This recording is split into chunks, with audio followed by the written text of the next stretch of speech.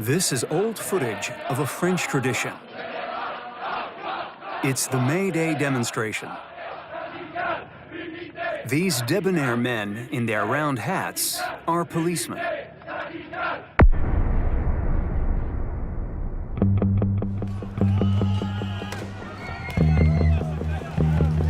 "50 years on, we saw the same demonstration unfold.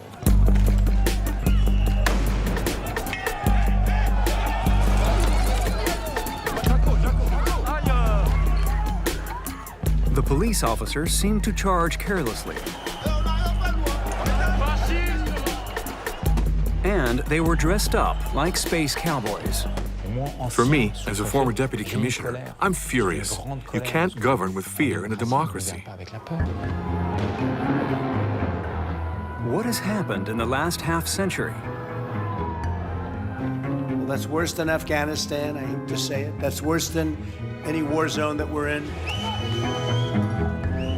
Where did this new form of crowd control come from?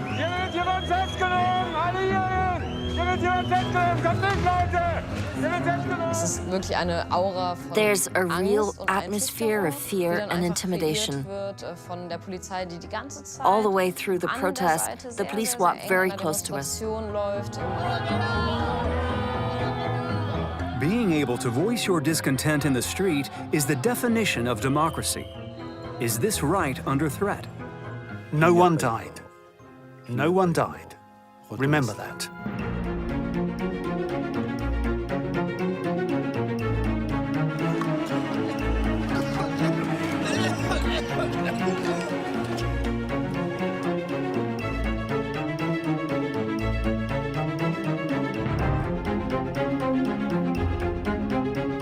Allez, vous dégagez là, s'il vous plaît. Allez, dégagez.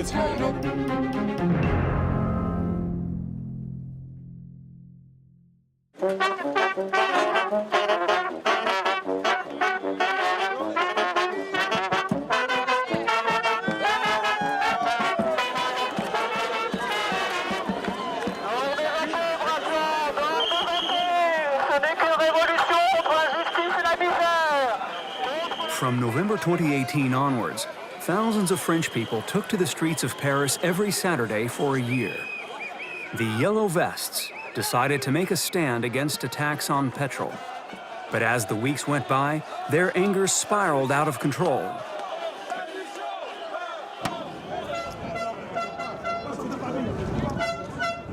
Among them was a government defector. My name is Laurent Bigot. I was deputy commissioner for 5 years, serving as cabinet director for the prefect 3 times. That's where you oversee the police and the gendarmerie and ensure public order. I stepped down from my public position in 2013 due to a difference of opinion with Laurent Fabius. And rather than make a scene, I took a leave of absence and decided to work for myself. And in 2018, I joined the Yellow Vest movement. It's been like this for 2.5 years. I was completely caught up in the movement. I attended the protests in Bordeaux, Paris, and Toulouse. These experiences were incredible and full of meaningful encounters.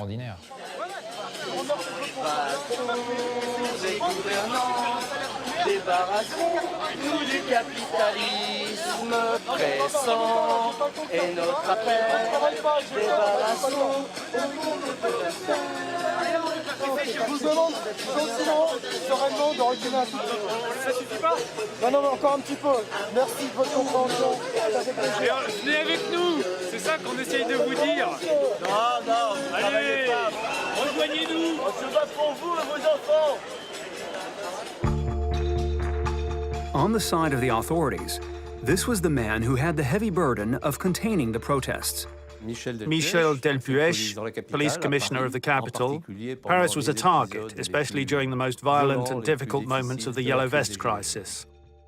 It was a target because it's the epicenter of political power. And when I say the epicenter, I mean it. The Élysée, the heart of the government, was being directly targeted.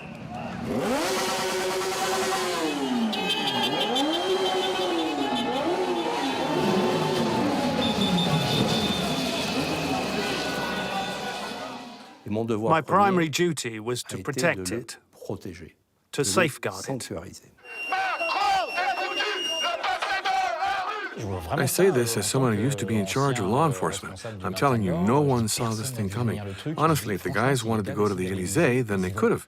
And I was thinking the whole law enforcement system didn't see any of it coming.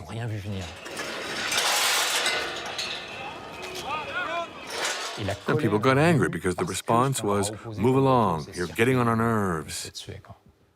Move along, beggars." Allez, défoncez-moi les gens qui sont sur la place du rond-point là. Allez-y, on y va. Vous descendez et vous les mettez minables là, sur l'affaire de votre parc, sur l'arrière de votre parc. Là.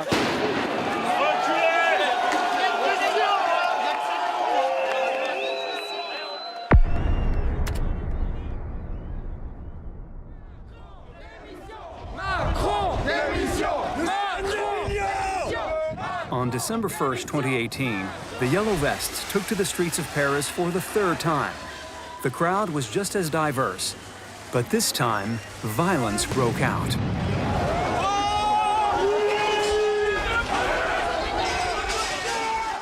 The 1st of December was apocalyptic.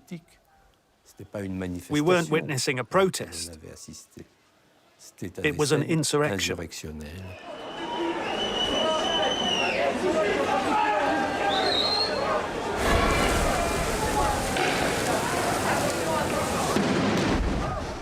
People actually tried to kill police officers at the Arc de Triomphe.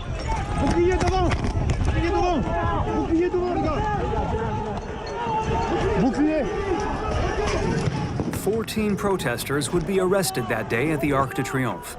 One of them had ties to the far right. The Yellow Vest movement would lead to a thorough re-evaluation of the police's existing strategies. Ce ne sont pas des manifestants, ça s'appelle des émeutiers. Le maintien de l'ordre à la française, c'est simple, c'est pas de contact.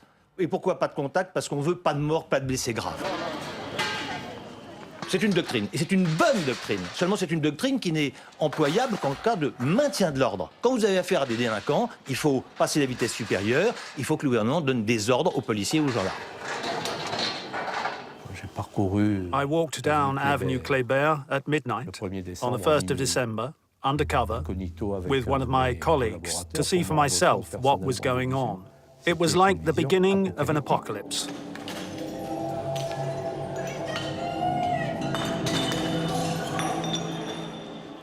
It was unbelievable, truly unbelievable. The police were out in full force in Paris on the 8th of December. It was like nothing the city had ever seen.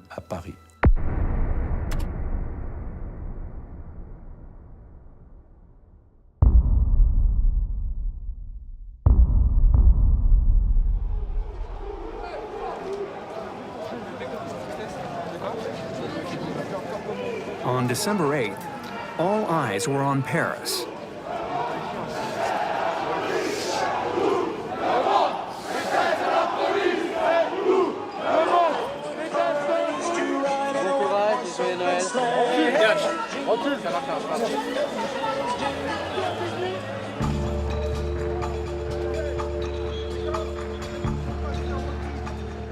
We had a significant amount of resources at our disposal.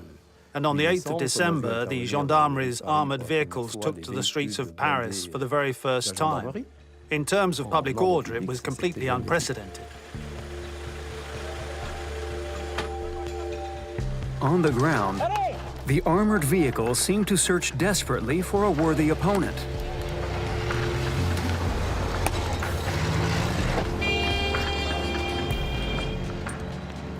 I assume the armored vehicles were a political move? Yes, of course. The message was that we were taking it up a notch.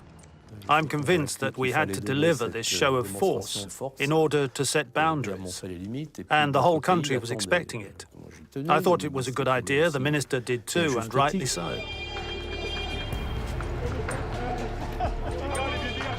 At that point in time, there was a shift in mentality that was then subsequently adopted. Dozens of police officers from the Crime Control Brigade, considered to be the first line of defense, were out on the streets in civilian clothes and armed with defensive bullet launchers, LBDs, that fire rubber bullets. The government was starting to show signs of weakness. Fear was mounting over a potential revolution, similar to what was happening in other countries at the time.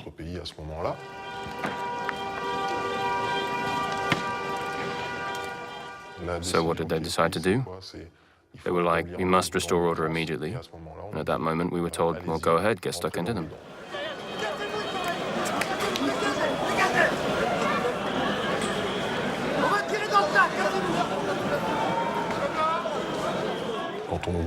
When they told us to batter them, obviously, we asked if we had heard that correctly. They said, yes, yes, yes, and we did our job.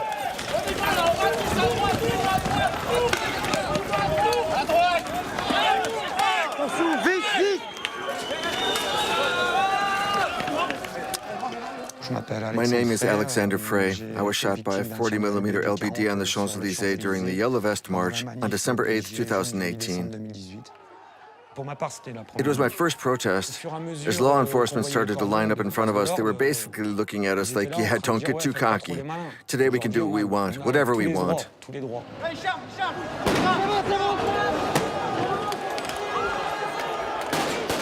You could sense that it was a really dangerous protest to be a part of. It was a war. Basically, we realized that, well, it was an ambush. It was a trap. It was impossible to get out of.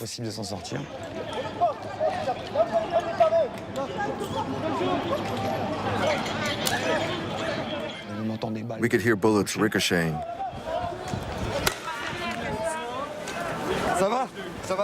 A friend of mine got hit in the leg.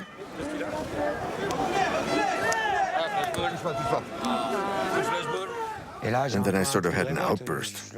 I told them, aren't you tired of shooting at us? I was kind of marching forward alone. Then I heard a gush of wind come my way. And boom, I got shot in the eye. And I lost my eye.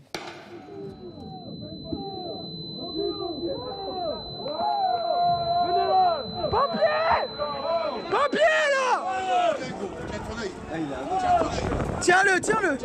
Tiens ton œil, gros. Gros, ça va aller, gros. I never expected on that morning to show up to the Champs-Élysées and get shot.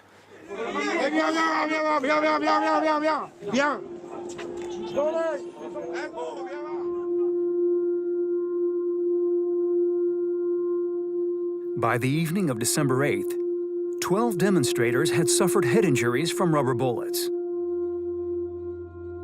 4 of them would lose an eye.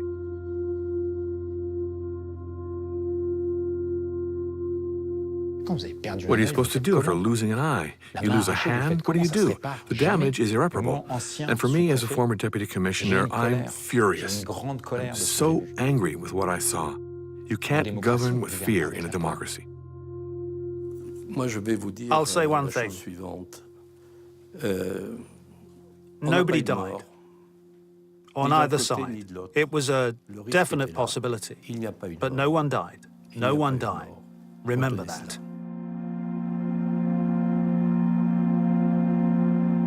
For the first time ever, armored vehicles were deployed in the streets of Paris to contain regular, everyday protesters. Will it be the last?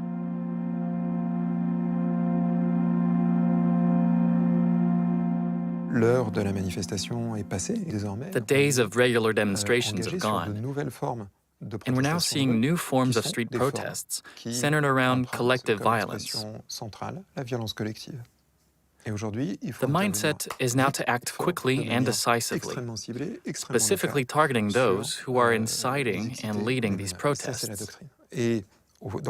This approach requires the use of weapons and tactics that would have been considered extreme and unheard of when it comes to maintaining public order in the 70s and 80s. Extreme and unheard of are the new normal. After the Yellow Vest crisis in 2020, the French government bought 90 armored vehicles. Welcome to the future of policing. A multi-purpose anti-terrorist vehicle with heavy-duty gear, like this machine gun. It's equipped with tear gas diffusers on the sides and a grenade launcher on the roof to contain protesters. 360 cameras and microphones are also included. For those who are afraid of tanks, let's not forget that you'll still be able to protest in the safety of your own home behind your screen.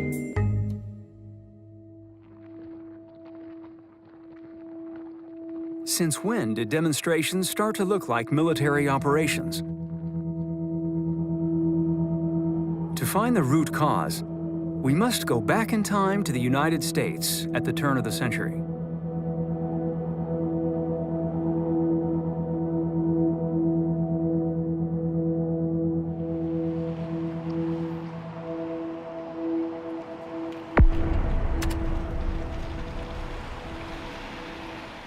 In November 1999, Seattle welcomed an international summit held by the World Trade Organization.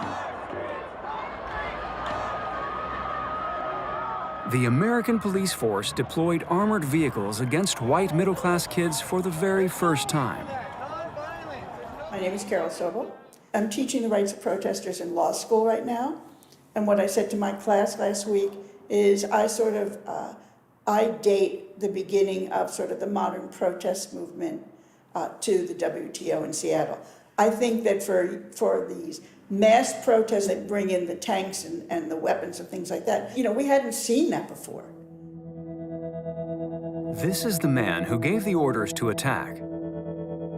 He was the head of police back in the day. I'm Norm Stamper, police officer for 34 years, the last 6 in this city, Seattle. It was a wet, rainy day. They were sitting in the water, but they weren't going to move. We warned that group of protesters, if you do not vacate the intersection, we will use chemical agents to move you.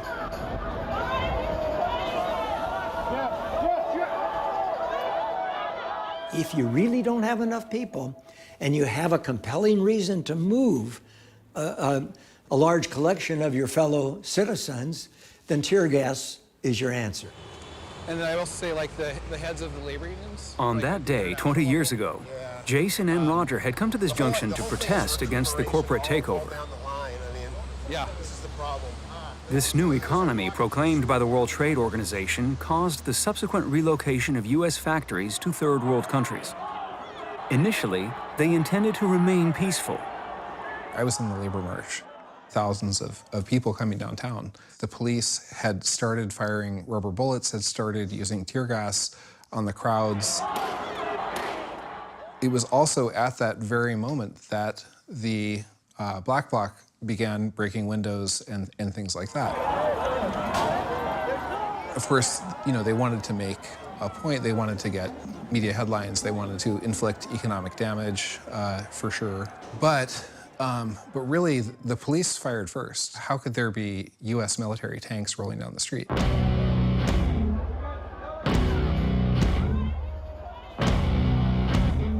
In the days that followed, Norm Stamper, along with the mayor of Seattle, had to justify his decisions in a press conference. The bulk of the protesters were nonviolent. But if you using rubber bullets on unarmed protesters? We're doing what it takes to protect the citizens of this community. I'm asking you whether you're using rubber bullets I'll let the chief. protesters. We are using a variety of non-lethal weapons. Can you answer the question, are you using rubber bullets? I'm not going to explain to you the specific tactics. Can rubber bullets poke out eyes? Any weapon can potentially cause grave injury. The police was using tear gas and rubber bullets. Wasn't that an early reaction, an overreaction? I don't believe it was an early reaction or an overreaction. I think by that time, 11 o'clock this morning, we had demonstrators who were rushing police lines, who were in fact engaged in destructive behavior. We had damage. I was there, and the demonstrators were seated and chanting. They were seated. They weren't rushing. They were seated. That was the last question. When you said that, did you believe what you were saying? Oh, absolutely. I believe that I'm an honest person. The problem is when we lie to ourselves.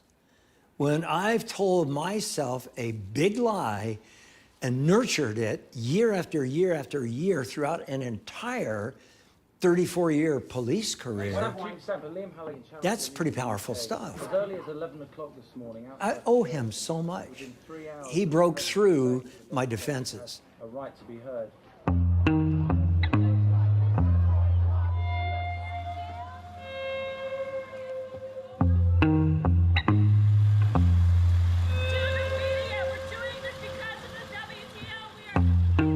On that Tuesday morning, in the middle of that rainstorm, I blew it.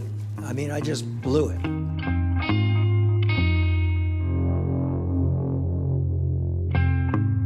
If we had set out to inflame passions, if we had set out to invite attacks on the police, on local businesses and the like, we couldn't have done a better job. And you felt it right away, or it took some days to realize? I took 5 years to come to that realization. I'm a slow learner. Since then, Norm Stamper has become an advocate for police reform. He decided to stop obeying orders and say what police officers cannot. Why are we, in fact, tear gassing, non-violent, non-threatening fellow citizens? Why are we doing that? We say, we're the experts. Well, no, we're not. I mean, we really are not.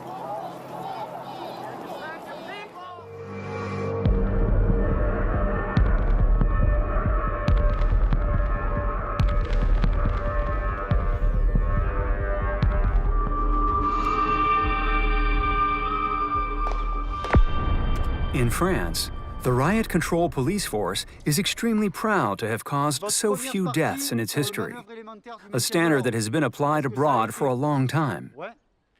For the purpose of their training, some police officers play the role of the yellow vests, or rather the way they perceive them to be behind their visors. Group leader, are you ready for the assault? We're going on the offensive, at my command.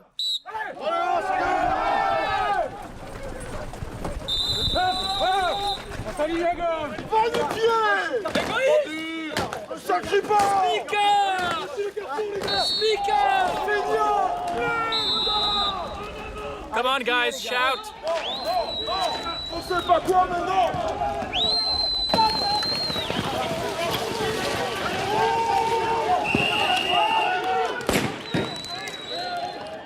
My name is Eric Davoine. I'm commander in the CRS, the French Riot Police, and I'm the director of the CRS Academy, which specializes in maintaining public order. Today, do you think there's more violence coming from the protesters during these demonstrations? So, for the ones we've experienced, definitely. We saw a real outburst of passion and mutual violence. We've never seen anything like it before. During the 70s, there were extraordinarily violent protests. Yeah. Like the protest of June 21st, 1973? Une avant-garde de quelques 200 gauchistes attaque au cocktail Molotov les barrages des forces de police. Bilan 73 policiers blessés, dont 16 hospitalisés. Un nombre indéterminé dans l'autre camp qui a emporté ces blessés. It was a level of violence like nothing you see today. 50 rows of people armed with Molotov cocktails. Yes, but today it's complicated because, well, first of all, at the time, there was a very, very distinct group of people. If you look closely, they were all young people with helmets. They all had the same type of profile. It was predictable. If you look closely, these conflicts were head-on collisions. Les policiers ont également saisi des matraques, des cocktails Molotov et 6 personnes interpellées. Of course, the 1973 movement was extremely violent, but in the grand scheme of things, it was manageable because the opponents were visible. Sorry, but it wasn't managed well at all. No, I know. They broke through police lines and got to the Alto Nouveau rally. I know. Miraculously, there weren't any deaths, but it wasn't managed well at all. Yeah, well, but strangely, I think today we'd be able to manage it, I think.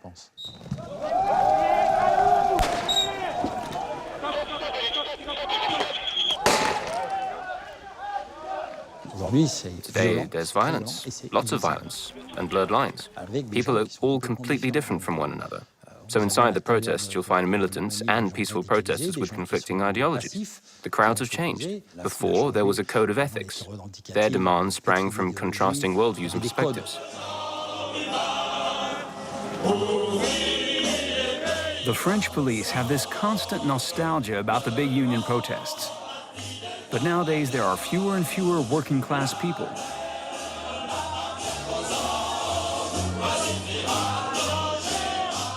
The socio-professional categories that protest today aren't the industrial working class, in large part because there aren't really any industrial jobs left in France.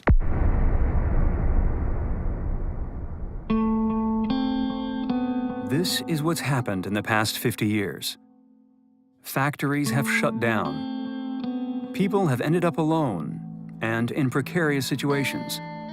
The once unified working class movement has given way to a crowd of angry loners.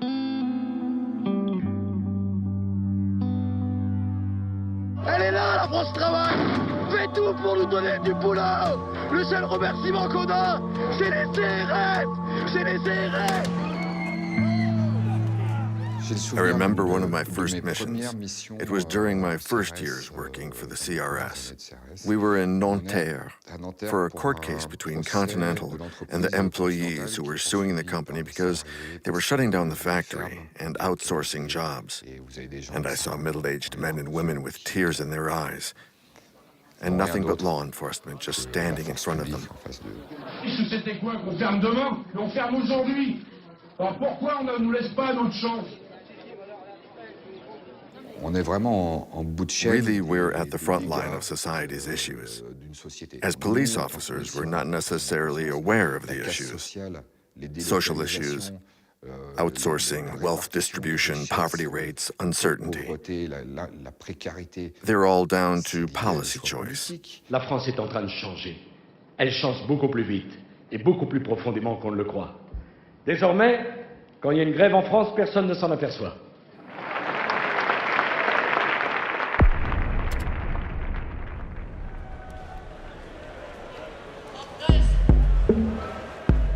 What was left of the French trade union protests in 2022? The peaceful and highly regulated protests. On October 5, 2021, unions were protesting against pension reforms in the streets of Paris, and they certainly struggled to get permission. Force ouvrière reproche avec d'autres à la préfecture de police de Paris le refus de l'itinéraire demandé pour la manifestation du 5 octobre à Paris contre cette réforme de l'assurance chômage et contre la réforme des retraites. Mais aussi la CGT, FSU Solidaire et le syndicat étudiant UNEF parlent d'une entrave au droit de manifester. Since the prefect Lallemand arrived in Paris, all our demands are getting rejected. We don't want you to pass through here, through there. We don't want you to go near government buildings. They're definitely restricting our right to protest. And look, today's protest is completely supervised by law enforcement. You can't even go on the pavement. So each time something like this happens, tensions rise, and that can lead to outbursts. The Paris police were now being led by Didier Lallemand. He had taken over from Delpuech and defeated the Yellow Vests. He presented his new strategy in front of the members of parliament. Alors c'est vrai que dans nos dispositifs d'accompagnement, ce qu'on essaye de faire, c'est de mettre en début de cortège et en queue de cortège les fonctionnaires ou les militaires au plus près du cortège, de manière à garantir sur les manifestations déclarées aux gens qui viennent pacifiquement que ne s'infiltreront pas des casseurs. What Prefect Lallemand is describing is kettling, a strict form of crowd control. Alors, on essaye de ne pas être trop près, parce qu'il ne faut pas que les gens aient l'impression qu'on met de la pression, parce que c'est pas ça. Mais on ne peut pas être trop loin, parce qu'on sait que si on crée un trop grand espace, là, on est à peu près sûr que vont s'engouffrer là-dedans des gens malfaisants. Donc, en quelque sorte, on fait le service d'ordre des manifestations telles qu'il se produisait précédemment, en ces temps anciens.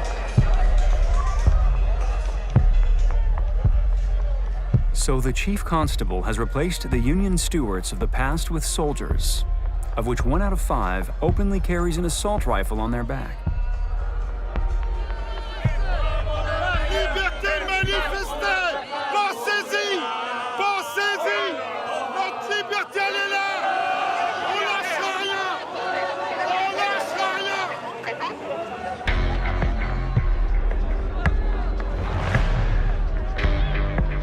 For 50 years, the police have kept surrounding, containing, and getting closer to demonstrators. In German, they call it the cage. In French, they call it the trap. Today, kettling is used on a very large scale. There are protests where kettling is used, and once someone is a part of the group, they're not allowed out. Those are the orders we get. Once you're in the crowd, you can't get out. But I'm not sure that's legal.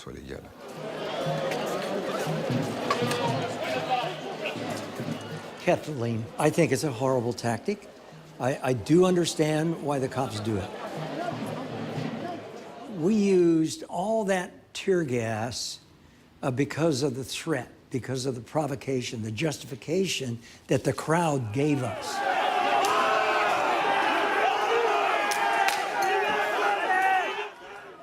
How do you measure justification? Oftentimes through arrests.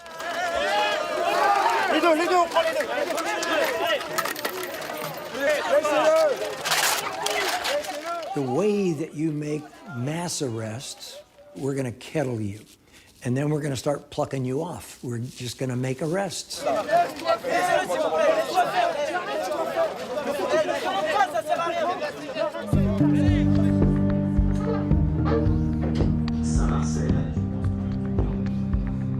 Laurent Bigot goes from pillar to post at each protest. The fact that he once had to lead these men in helmets that he's now up against is always in the back of his mind. Yeah, I liked cops, and they liked me. They see the dark side of humans all day long. They act as an intermediate between the good and the bad. That's their job. It takes its toll. I've seen many police officers and gendarmes that are mentally scarred, and they're scarred because nobody looks out for them, and they get no recognition.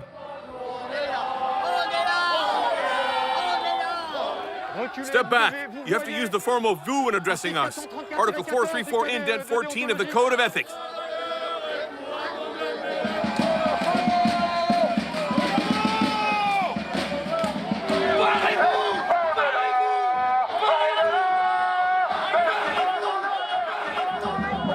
Look at what this type of blockade causes. It provokes anger. That's all it does. No, but it's the ones in charge that are making life difficult for them. That's the worst part. These maneuvers are pointless, utterly pointless. Plus, they're making them retreat. It's an absolute joke. They can't even see the obstacles on their way back. And when they get angry, if there are people on the ground, they get hit. That's it. They're following the orders of people that are putting them in danger. What can I say? Since the movement started, all the serious injuries, the shocking footage, it all points in one direction: police brutality.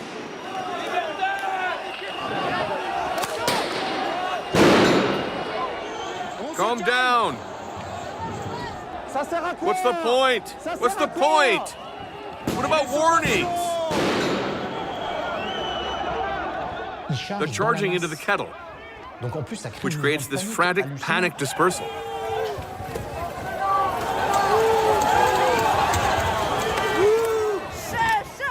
You can tell they don't know what they're doing. They don't understand the reasoning behind the maneuver. Last time they charged into the crowd to seize a banner. The crowd was very calm, but they just violently charged and hit anyone who was at arm's length with their batons. Everyone got annoyed, and that spurred the protest out of control.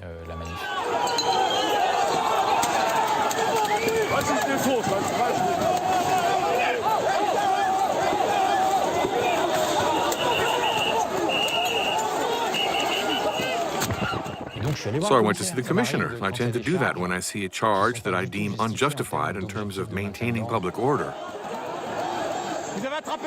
Did you take the banner? Yeah, sure, it's a crime to carry a banner. Is it a crime to carry a banner, Commissioner? All this violence for a banner? Are you proud of yourselves? It's a very hard job that also fuels your frustrations. And when you've got officers that feel frustrated, that maybe have a tendency to be violent, and then these feelings get consolidated within units that have power and can implement it by force, if leadership doesn't take control of the situation, well, then things get out of hand. I did not set out to be a cop. And when, in fact, I became one, it was like, I'm going to be different. I'll be more like these people who are sensitive, they're compassionate. Well, those good intentions lasted about 5 minutes. I got sucked into, I think, one of the most powerful workplace cultures on earth. This police culture would be the cause of an event that would trigger the biggest protests in the history of the United States.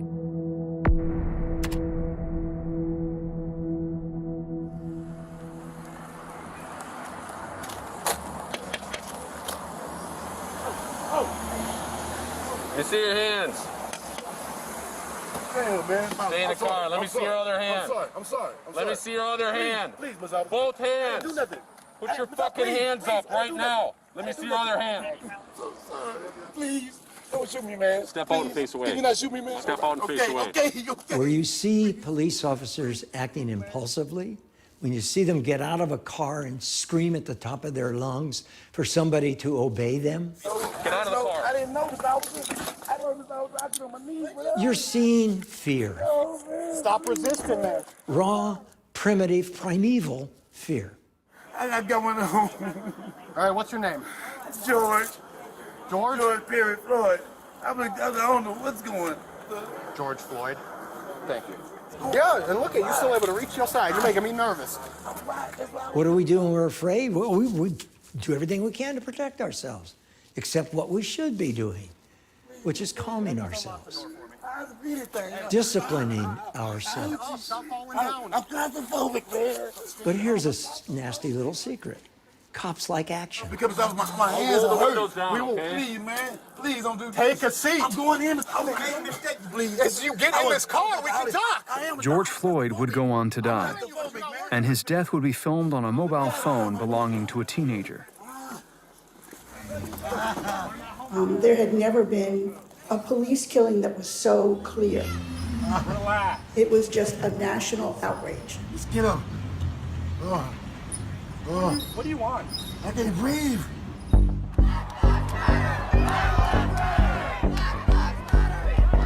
One American in 5 took to the streets. And just like the Yellow Vest movement, there was no leader and no organization.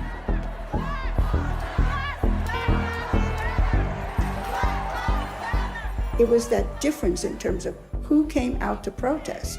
That everybody commented about how many white people came out. A lot of parents came out, no matter what their race, because it could have been their kid, could have been their son or daughter.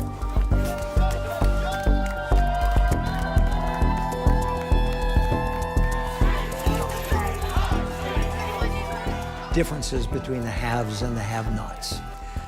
Differences that have to do with social justice and equity and fairness. I think all of that's been brought into sharp relief. Fuck the pig! It was such an emotional moment that even members of law enforcement got involved. Thank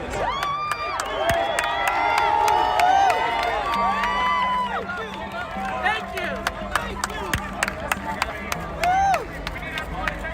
We're here to make a difference. Yes! And that's all we want. Yes! Thank you, guys. Some of the more radical protesters were demanding that the police receive less public funding. Defund the police became a battle cry. We've heard a lot about defunding and dismantling the police and so on and so forth. But at bottom, what we're looking for is an authentic partnership. And if we're smart, we will seize the moment. And we will have a conversation about how most effectively to police a protest.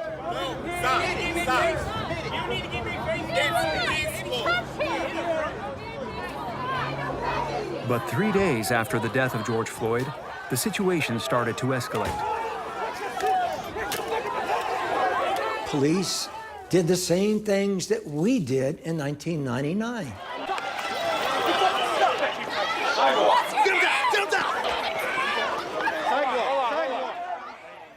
And netted the same result.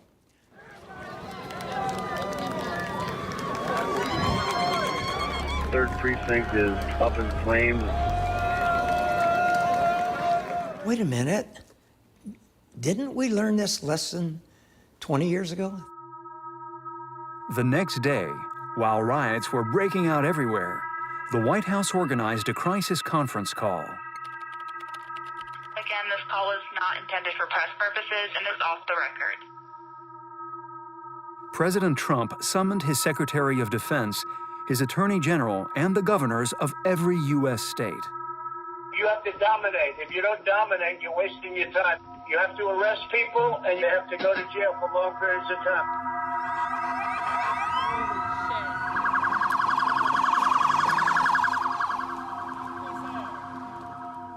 They have to be taken off the streets and arrested and processed. The structure we're going to use is the Joint Terrorist Task Force. In Portland, citizens filmed masked anti-terrorist police officers in civilian vehicles. They were driving around town and taking certain protesters away. Just snatching random people, what the fuck? What's your name? Tell us your name. Bro, We got you, friend. We got you. Oh, fuck. You just violated their rights.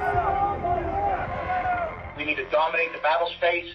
I think the sooner that you mass and dominate the battle space, the quicker this dissipates and we can get back to the right normal. In the midst of this warlike conference, one governor, just one, would end up expressing a different opinion. I've been extraordinarily concerned about the rhetoric that's been used by you.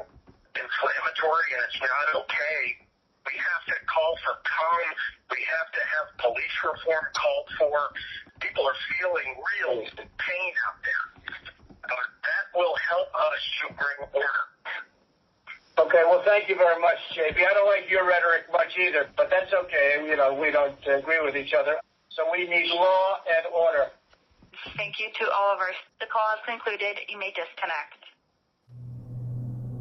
In the United States, as well as in Europe, protests are getting out of hand and are becoming difficult to comprehend through a 20th century lens. So we've been very strong on law enforcement. We'll be doing things that you'll be, I think, very impressed with. Numbers are going to be coming down, even if we have to go in and take over cities, because we can't let that happen.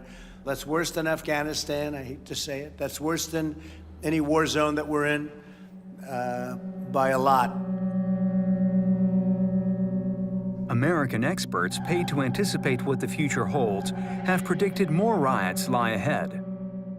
In 2018, a classified document from the Pentagon outlined a global uprising in 2025. They called it the Z-Bellion, the insurrection of Gen Z.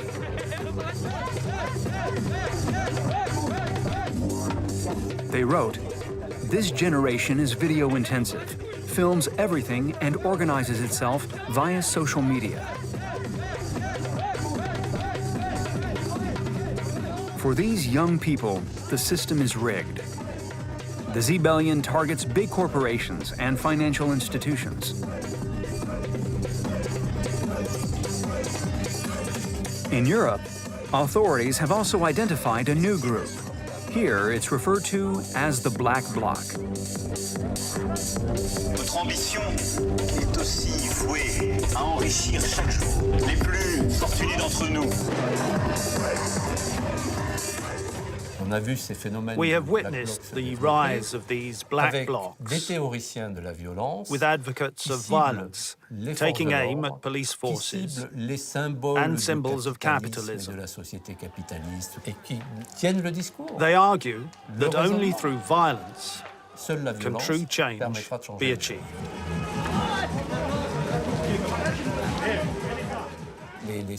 Intelligence services and specialized agencies are well aware of the connection between the black blocs, the far left advocating violence, and similar movements in Germany, Greece, Italy, and other places.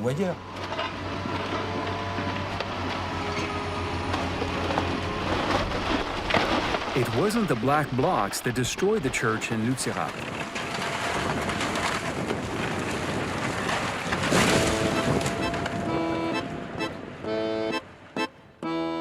The bulldozers were sent by a publicly traded German company, RWE, to clear the area for coal mining.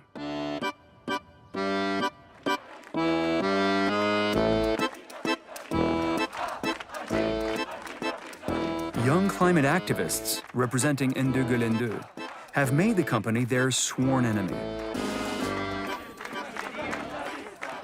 My name is Rai. I'm a climate activist.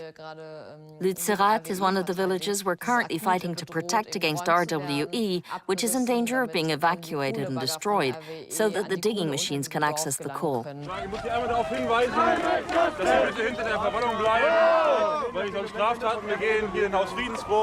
Und halten sich von der Abbruchkante fern und begeben sich in äußerste Lebensgefahr.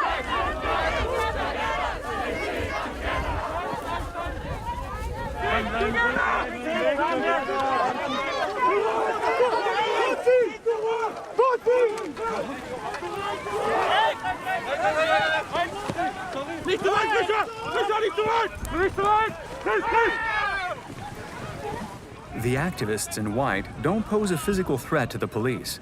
As for the latter, they maintain a more balanced approach to confrontation.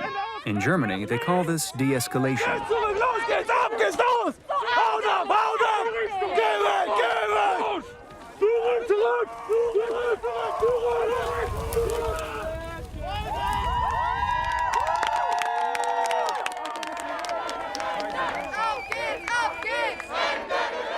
Die Förderbänder stehen jetzt still und wir sagen RWE und alle Großkonzerne, gewöhnt euch dran. The police never managed to stop these young environmentalists. So in 2022, the state of North Rhine-Westphalia heightened legislation around law and order. My name is Norbert Ulrich. I'm a professor of public law at the Police Academy. I advise the governor of the state on the new law regarding protests. And the law explicitly mentions the Garsweiler mine.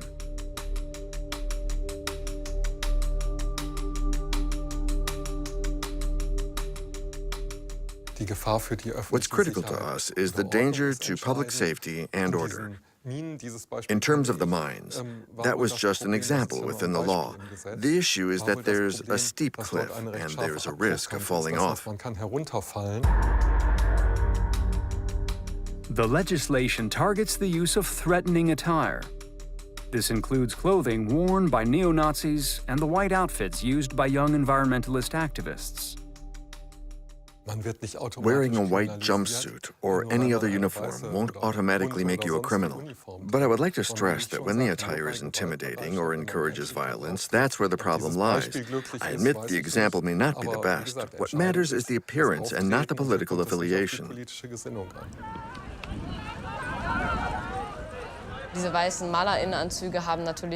The white overalls have a strong symbolic impact. They're iconic. They also serve to protect us against police suppression by preventing individuals from being easily targeted and removed from gatherings. Visually, we form a unit. We operate like a flock that protects each of its sheep.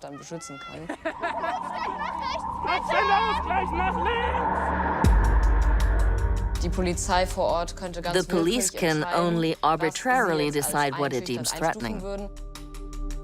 It's certainly a practical concern for the police that has to distinguish between various people. However, as a demonstrator, you should always consider what type of rally you're participating in and what part you want to play.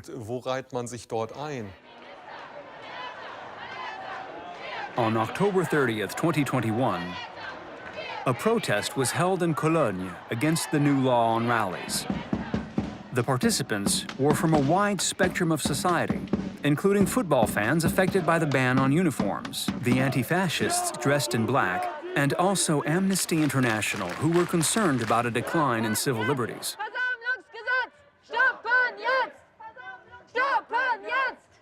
They came to push the boundaries of the law.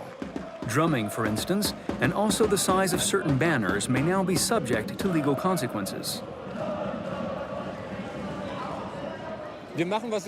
People do as they want, which means we don't care what the police has to say about the law on rallies. And banners not being able to exceed 6 meters in length and 1.5 meters in height. It's unacceptable for the police to dictate the size and shape of our banners.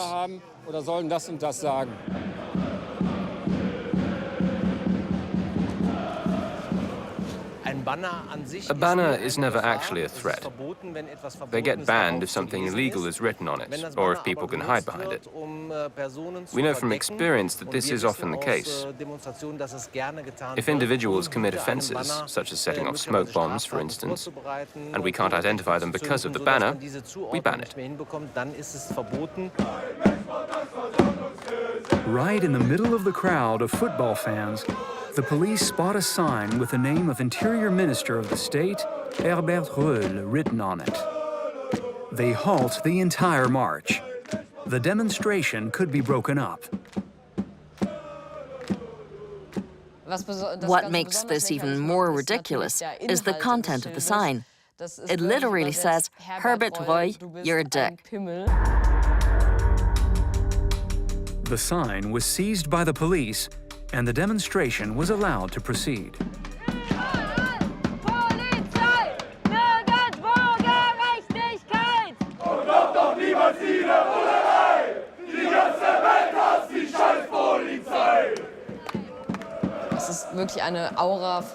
There's a real atmosphere of fear and intimidation.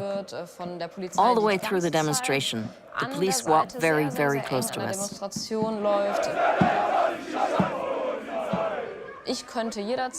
At any point in time, any one of us can become a target for the police. So anything can happen.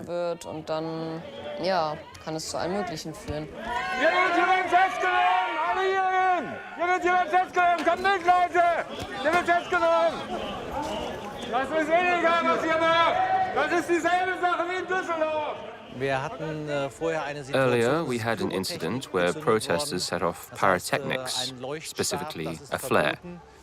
That's banned. My colleagues thought they recognized the culprit and pulled them out of the crowd to see their ID. But they realized they got the wrong person. That's why they only asked for their ID without making an arrest. All in all, for us, it was a completely normal demonstration. Business as usual.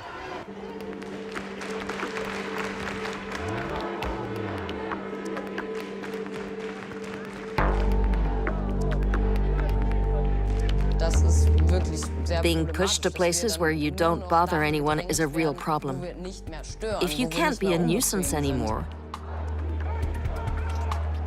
and you're not allowed to be annoying, then you can only act the way the state and the government wants you to, depending on what they allow or not, and what they like or not.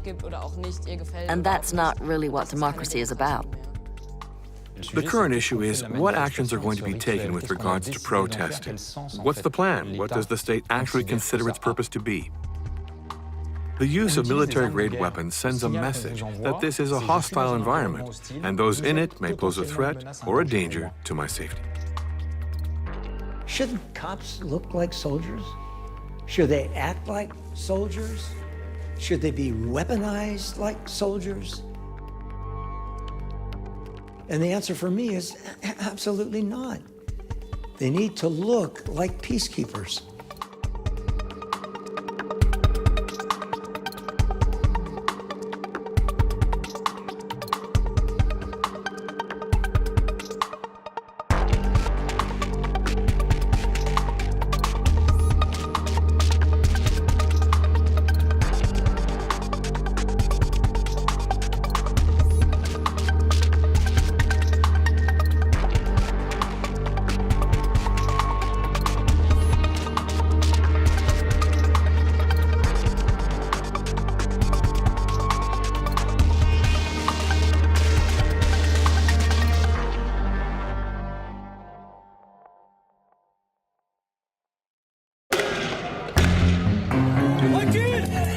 In France, they're called flashballs, or defensive bullet launchers.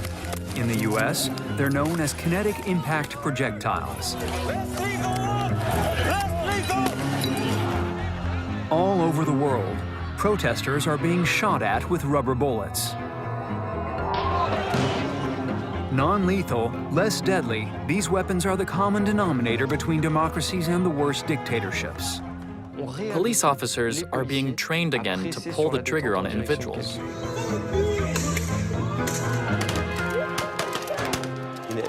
I'm against their use, because it simply isn't possible to use them in a controlled way. And the sale of these weapons has gone completely unnoticed. 300 people have lost an eye because of these types of ammunition. Any comment? I cannot confirm or affirm anything. I have nothing to say about it.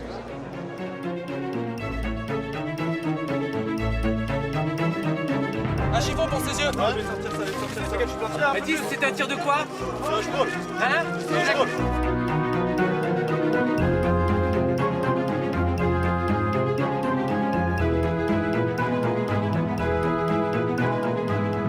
So what's up, guys? I got shot in the head.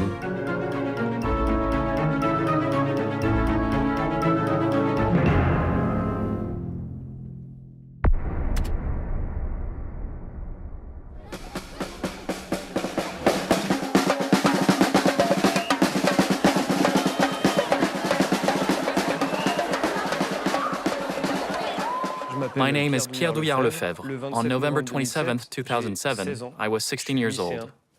I was in the last year of school, and I took part in a demonstration against the LRU law, a bill to privatize universities. I was seriously injured by a shot from a defensive bullet launcher. There have been absolutely no clashes, no confrontation. We were occupying the grounds of the educational authority. It wasn't unusual to protest there. It was a tradition for students and even teachers. And the police pushed us back. I was just with my friends. We were 15, 16, 17 years old.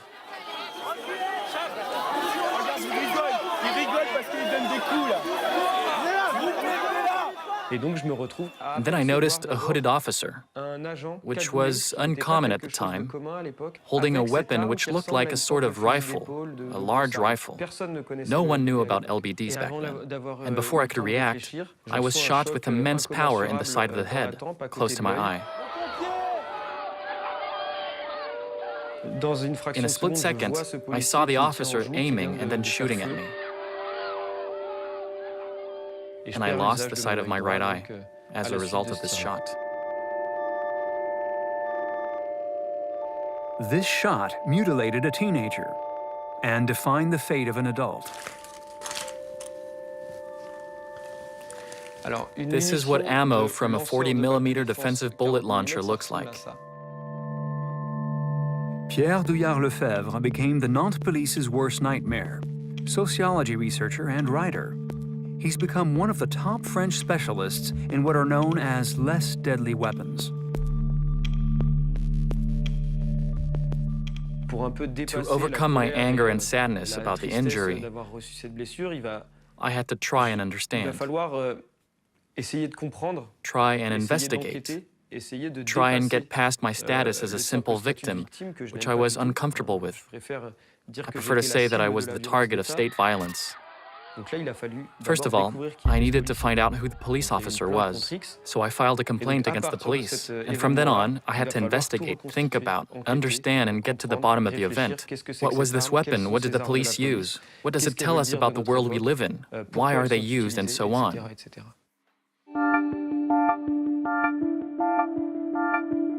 In France, since the Yellow Vests movement, everyone is aware of the defensive bullet launchers, LBDs. How did these weapons end up in the hands of the police? What rules are they controlled by? What is the % chance that they might maim? Gun-firing rubber bullets have become widespread. And strange as it may seem, there has only been one worldwide study of their impact.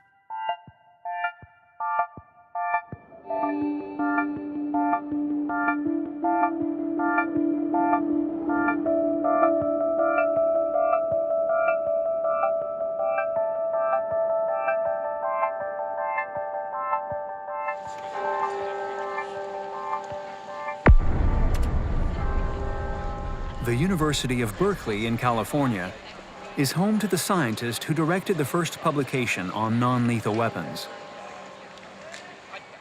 My name is Rohini Har. I'm an emergency medicine physician in Oakland, California, and a researcher with Physicians for Human Rights. I work in urban emergency departments, so you'll see a bunch of those patients come in. Things like skull fractures and brain damage, or very frequently ocular damage, like someone lost an eye because of this. The study conducted by Rohini Har covers a limited period from 1990 to 2017. Over this short time span, which ended just before the Yellow Vests and Black Lives Matter protests, she gathered data of the damage done from half a dozen countries.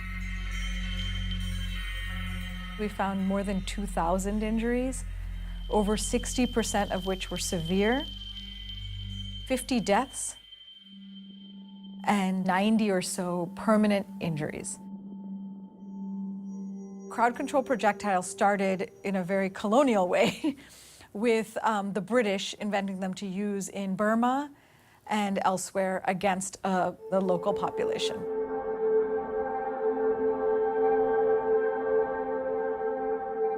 Then they were adapted and used by the British again versus the IRA and Northern Ireland.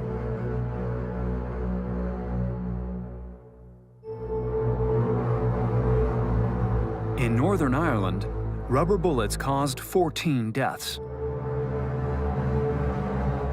And so that's when they were heavily used, I think back in the 60s. There was a decade or two in the 70s and 80s where they were limited, and then they fell back into favor. When you're ready? Yeah, I'm ready. And there's nothing stopping that push.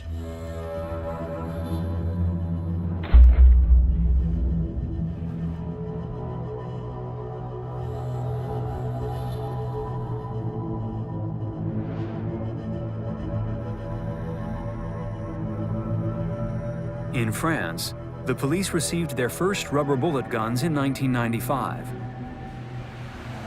Initially, their usage was limited to emergency situations. The man responsible for buying this new equipment was this senior police officer. Claude Guéant. I was head of the National Police from 1994 to 1998. I've also been Interior Minister, so I've often been involved in police matters. The commercial name of the new weapon is flashball. It was reserved exclusively for elite police units. When the flashball came on the scene, it was seen as a non-lethal alternative to firearms. It was supposed to be used on violent individuals. Hostage takers, dangerous fanatics. That's what it was intended for. The first flashballs were assigned and intended for situations considered extreme. Claude Guéant, among others, were constantly talking about adapting to new threats, fanaticism, urban violence, etc. And when it was first launched in 1995, the flashball was seen as a non-lethal weapon, which would enable police officers not to have to use their firearms, to prevent them from using them.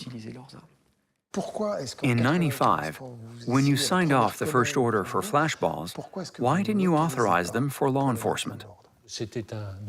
It was a new weapon for police forces, and we thought it wiser to test it first, just in difficult situations.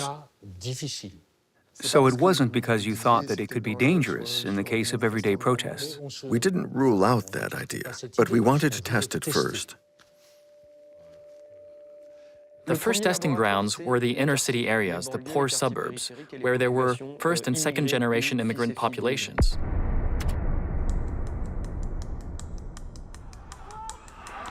A series of events in the autumn of 2005 brought about a major change in police equipment. It all began with a nighttime visit to a council estate in Argenteuil to the northwest of Paris by Interior Minister Nicolas Sarkozy. He brought the media with him.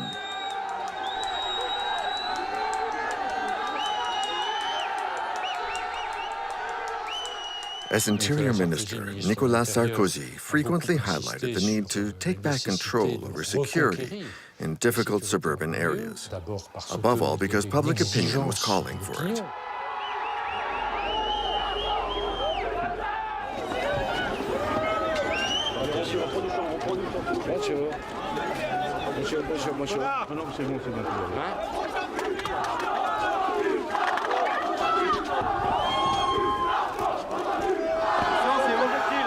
A tense police presence treated all the onlookers as suspect. Chaos ensued. The cameras caught it all, as planned. Vous attendiez à cet accueil donc? Tout à fait. C'est même pour ça que je suis venu. Que ce soit les CRS, les policiers ou n'importe qui, est-ce qu'ils ont vraiment le droit de nous dire à 10h du soir qu'est-ce qu'on fout en bas de chez nous? On est en bas de chez nous, on n'a pas le droit d'y rester, franchement. The Interior Minister was here to designate the poorer suburbs as ground to be reconquered. Michel. Oui. Alors, qu'est-ce que vous avez comme équipement? Nous avons des équipements de protection qui ont été renforcés. La mission est simple, hein? Le plus dur, c'est pour vous. Bloquez ici, devant moi, là. Vous bloquez devant moi, ici, là. Ici, là, vous bloquez là. The minister announced that police resources would be strengthened. But that evening, one sentence alone went down in history. Vous en avez assez, hein? Vous avez assez de cette bande de racailles. Bon, on va vous en débarrasser. Bonne soirée, hein? Barely 48 hours after his declarations, 2 teenagers died in another Paris suburb after being chased by police. Bouna and Zied. The working-class neighborhoods erupted. The level of violence was extreme. Arming the police became a hot topic. I remember one evening, I think it was in Grigny, in the south of Paris, several rioters fired their guns at a CRS unit. La situation est toujours aussi tendue. Les forces de l'ordre essuient des tirs de fusils de chasse et de pistolets à grenaille. Des rangs sortent les premiers blessés. There were 11 CRS injured that night. It showed that the unit was not prepared for this type of confrontation. So our response was to provide a weapon which would immobilize rioters and discourage them, but importantly, was not lethal.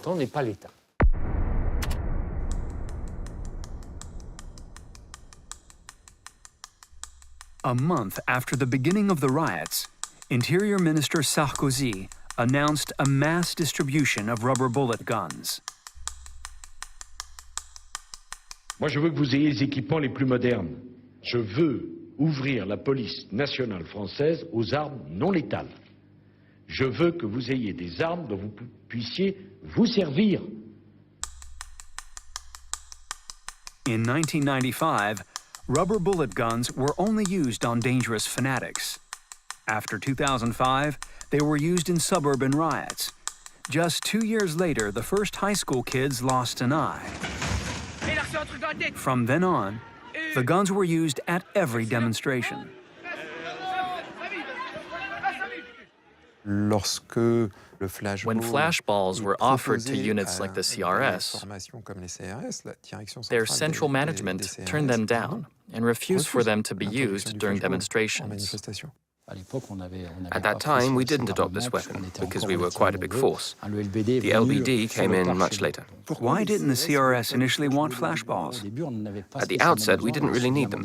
Our teams were big enough, and we had enough equipment. But obviously, once staff numbers dropped, there were fewer officers, so there was an increase in equipment. In 2007, Nicolas Sarkozy was elected French president. During his tenure, he got rid of 13,000 police officers and gendarmes. Between 2007 and 2022, the number of rubber bullet guns was tripled. The flashballs, the LBD, didn't replace firearms in any way. They actually brought about an increase in police violence. C'est-à-dire que In other words, flashballs and the LBD represented a real evolution in policing. Among the first people to be wounded by the LBD were the famous yellow vests. Did you, who personally authorized the use of these non-lethal weapons, feel divided in any way? No, there was no dilemma as far as I was concerned. Firstly, because weapons had evolved. If there were injuries, serious injuries, I can't be sure. I wasn't in office then. I wasn't in office at the time of the yellow vests. I think there may have been errors in how the weapons were handled.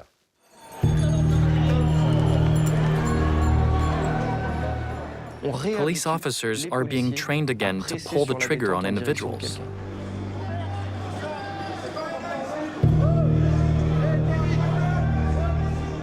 Pointing a gun at someone, pulling the trigger, hitting an individual. These are not harmless actions. They're actions which have been totally banned in France since the 1960s. Laurent Bigot is an ex-deputy prefect. In a former life, he was head of a CRS unit. Then he resigned. Today, he demonstrates alongside the yellow vests. That's how he got to know the LBDs. It seems that police officers have completely integrated this type of behavior into their professional lives. They consider shooting a professional technique part of their mission. There's that famous footage filmed in Paris, I think, of a row of officers of the BAC opening fire and shouting, "Vote cast!"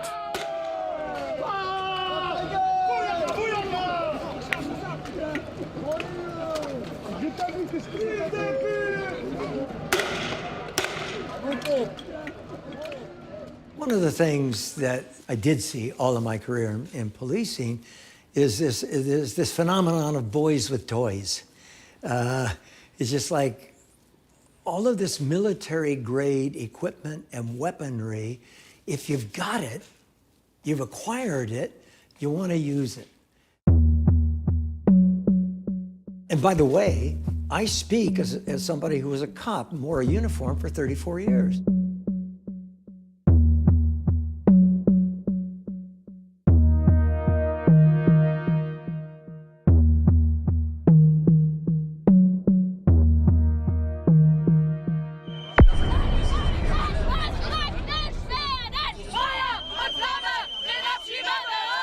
Germany is one of the only countries in the world to resist the use of non-lethal weapons. But for how much longer?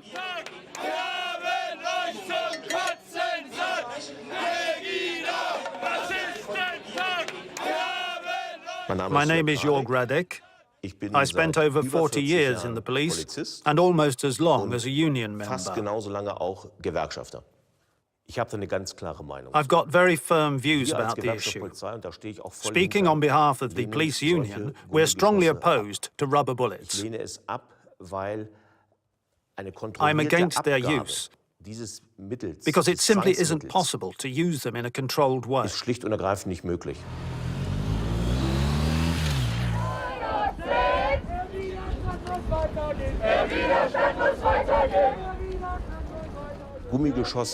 Shooting rubber bullets into a crowd goes completely against the philosophy of the German police. Here, we train how to get close and stop violent individuals who abuse the freedom of assembly. Then we bring them to justice.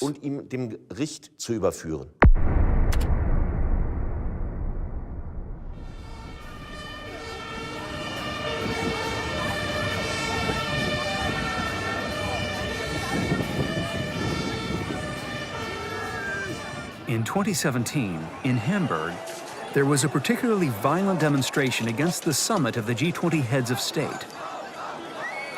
Police forces from every German state were present.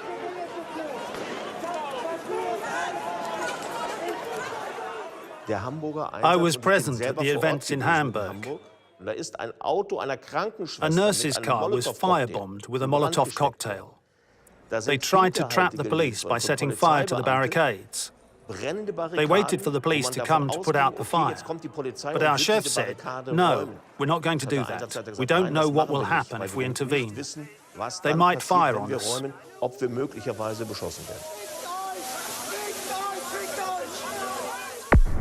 Over the following days, photos appeared on social media showing police with unusual weapons. Doubts were raised. Did the police secretly fire rubber bullets on the demonstrators in Hamburg that day?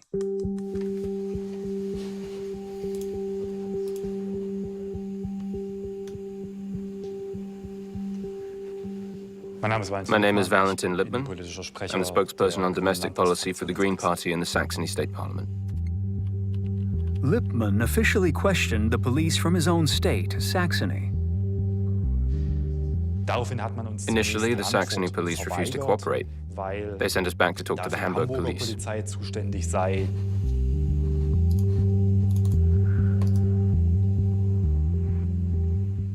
So, we had to play clever.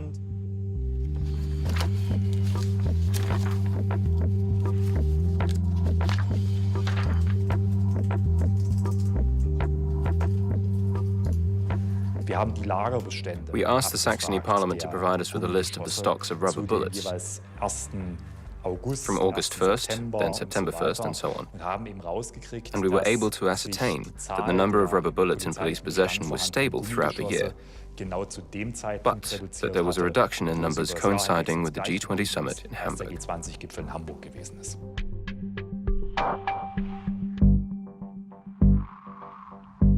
The Saxony police ended up admitting that their special units had used rubber bullets in Hamburg.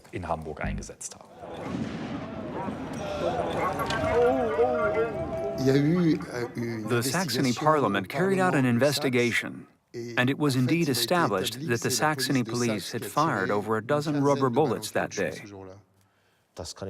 I can't confirm it. I never heard anything about it. According to federal law, the use of these projectiles is forbidden.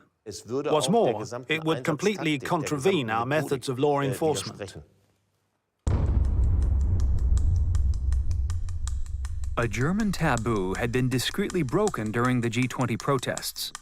Rubber bullets had been fired on the protesters, and heavy weaponry had been on show. Was the German police following the worldwide trend of police militarization? Yes, of course. At the G20 in Hamburg, the police showed off all its wares. It's a real risk, which has to be considered very worrying. Throughout Germany, the government is creating a wider and wider legal framework for the police, including for the use of heavy weapons such as machine guns and grenades. The Saxony police has even acquired a sort of tank on which, in theory, a machine gun could be mounted. The militarization of the police is becoming a reality.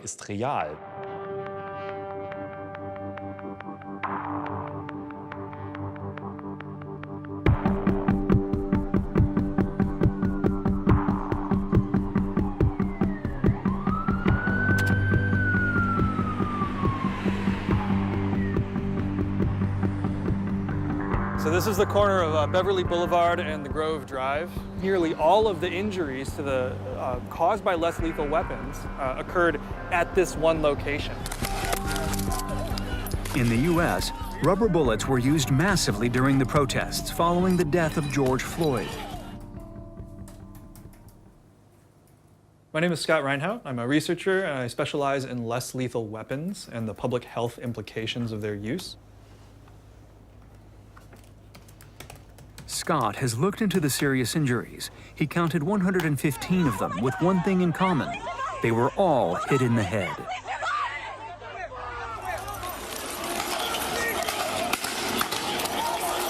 Leave the area! Less lethal up! Less lethal! When the rally was over, the LAPD came in a very heavy-handed manner and said, okay, you have to leave now. They used 40mm weapons as direct impact weapons. They didn't give an adequate warning. My name is David Contreras. I was hurt in the demonstrations of George Floyd. I was shot in the head by a police officer at close range. A rubber bullet hit me on the temple. And as I look up, see the police officer looking at me, he's grinning. Takes a step back, and I see him reach, try to reload. I'm like, he's going for it again. You okay? So at this moment, I move. Obviously, I am scared. I'm fearing for my life at this point. I know I'm hurt. I don't care how bad it is. I'm trying to survive.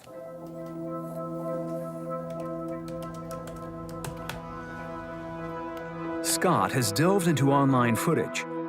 The most shocking case is that of Brad Levy-Layala, a 16-year-old injured in Austin, Texas on May 30th, 2020.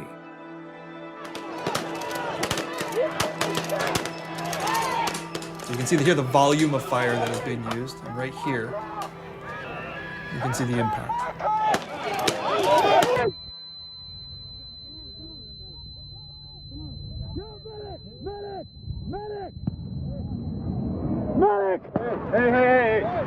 Get him out of here! It's a child who was not participating in the protest. The round is visible in the skull. It's very blurry, but this white bit right there. We need 911. Who's got a phone? It's okay. You got it? Hey, I need to Can you... He was 16. He was on his way home from work. He was simply watching the protest from afar.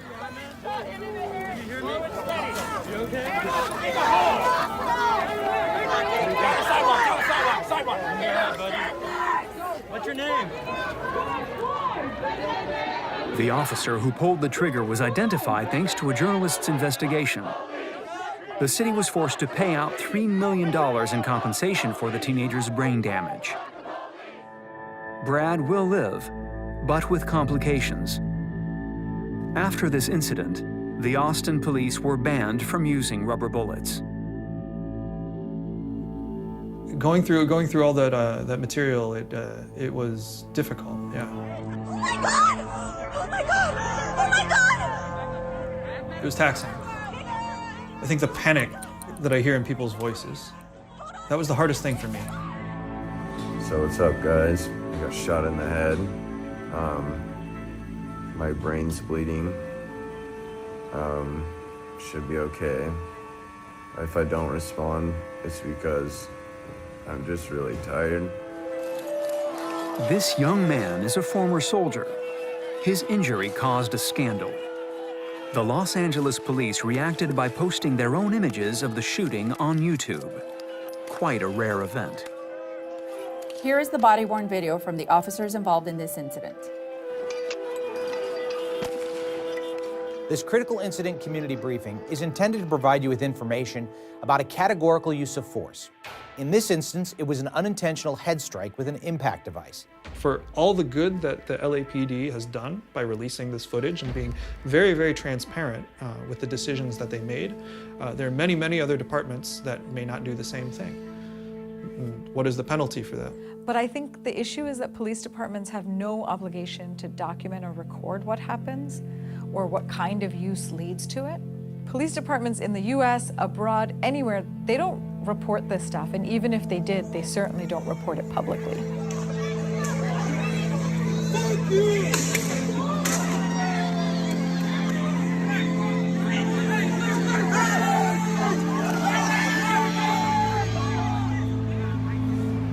When protesters file complaints for having been shot, even though they'd offered no threat, both in the US and in France, it is difficult to obtain the identity of the shooters. They've been sucked into a culture, and that culture, with a code of silence, a culture in which, above all else, you protect your brother and sister police officers, oftentimes at the expense of the citizens. You've been hired to protect and serve. There's something about the institution that says, we're the cops, and you're not.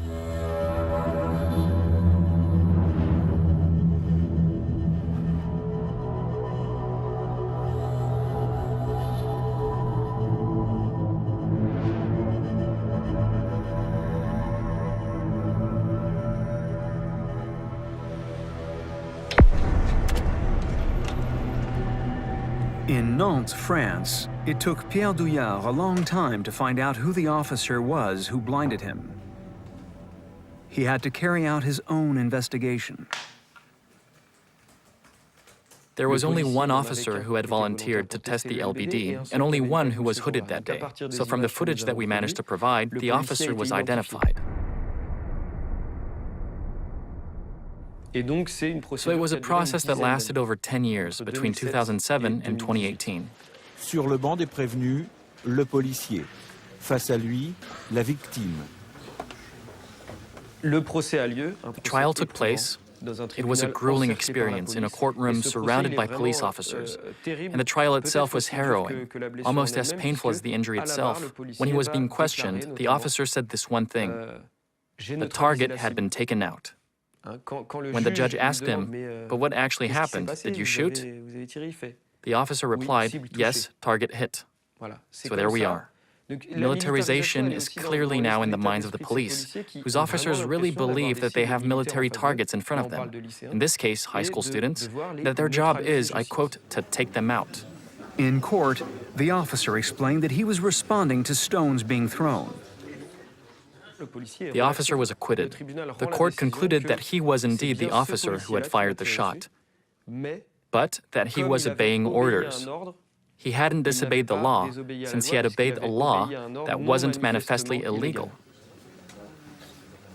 Il a tiré dans le cadre légal. Et il a fait son travail, et s'il ne l'avait pas fait, il aurait pu être poursuivi. On lâchera jamais l'affaire face à ce policier, face à sa hiérarchie. Donc déjà, pour commencer, on va aller au tribunal administratif. On va attaquer l'État, on va attaquer la hiérarchie policière. Et ensuite, on ira plus loin s'il le faut, la Commission européenne des droits de l'homme.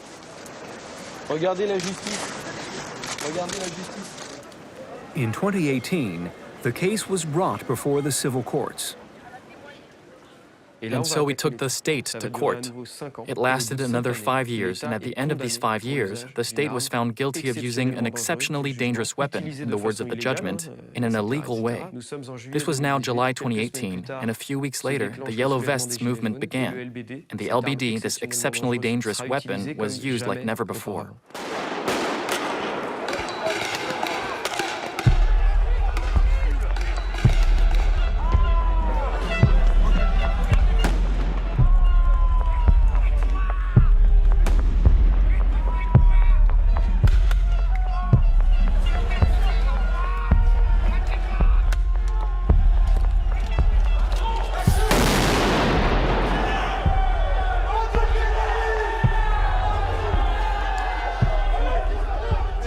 Un chiffon pour ses yeux. Je vais sortir ça, Mais dis, c'était un tir de quoi? Flashball. Hein? Écartez-vous, flashball. Ouais, on l'a. Là-bas, le mien, je l'ai laissé là-bas. The LBD was used under my authority, and I don't want to shirk responsibility.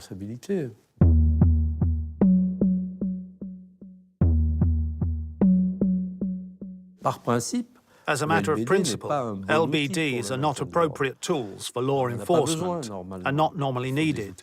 We need tools which keep people at a distance, tools which protect and repel, and not LBDs which, when the shot is fired, will ultimately target individuals, and with regrettable collateral damage.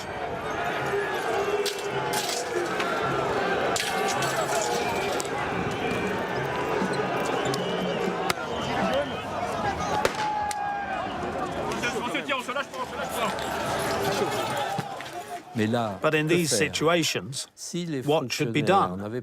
If the officers didn't have recourse to LBDs, what would they have done? Would they have used their lethal weapons?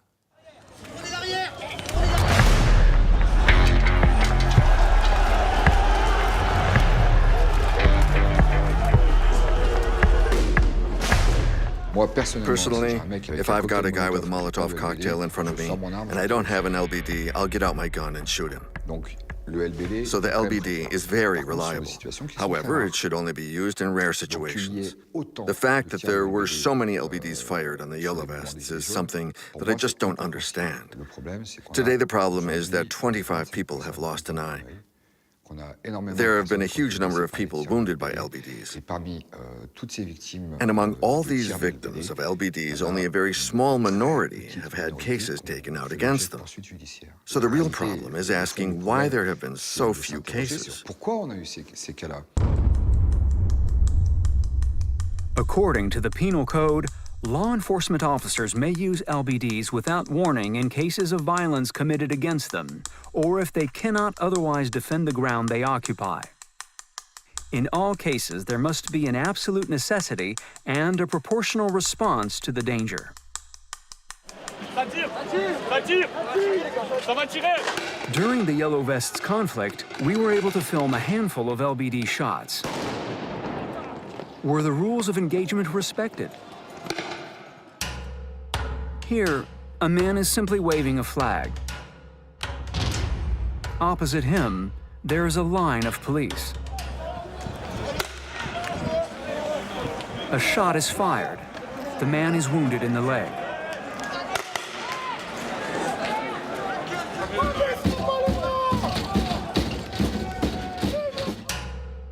Another man is drumming on some street furniture. There's no visible threat. The police are 40 meters away. Two of them have LBDs.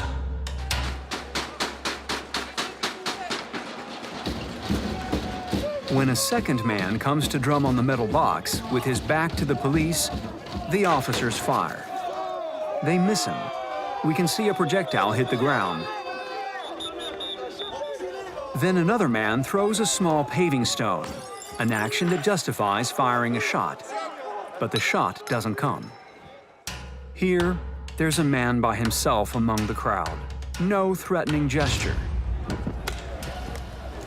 He's hit by a rubber bullet.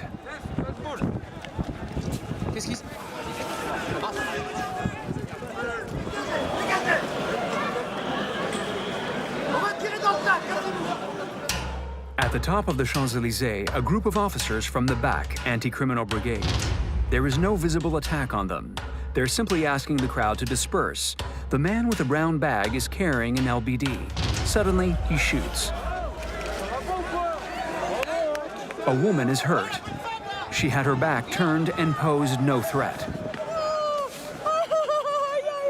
Here, the LBD was used as a weapon of dispersion, which is against the law.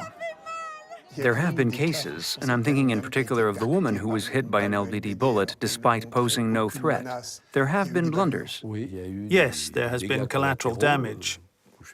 I'm the first to regret that. Any mistakes will be punished, if there were mistakes.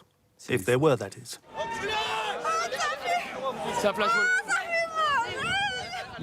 It was for the retirement age. We thought we'd go along to support future generations. It wasn't dangerous on the Champs-Élysées at that point.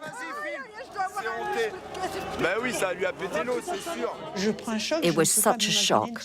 It didn't occur to me for a single moment that someone had shot at me. The pain was so strong that I wondered if I'd actually lost my arm.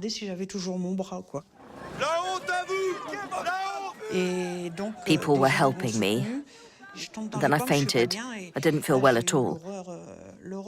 And then I was just totally horrified deep down. I could never have imagined that I'd been shot by a police officer.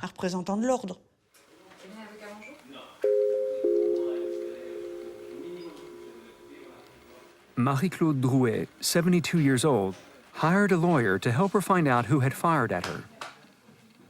Hello, madame. Hello. What's your profession? I'm retired. And what job did you do? Accountant. The case was classified immediately, without even being examined. And the police claimed that there'd been no flashballs, that the CRS weren't equipped with flashballs. It's complete nonsense. I've got cases where someone has even lost an eye, and they don't know who fired the shot, how, or why, despite having access to the city's surveillance cameras. And yet, other people have managed to take videos. And what's more, the officer who fired the shot should have owned up immediately.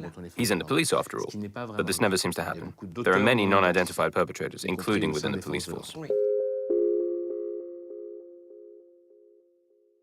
The judicial inquiry justified the shooting of Marie-Claude Drouet because a violent individual was apparently standing near her.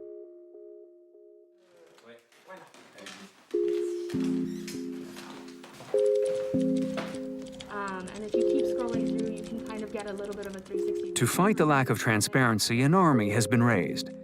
2 Californian universities have devised investigative training modules on open source. They focus on the misuse of so-called less lethal weapons with the help of amateur videos. Oh, this is interesting too.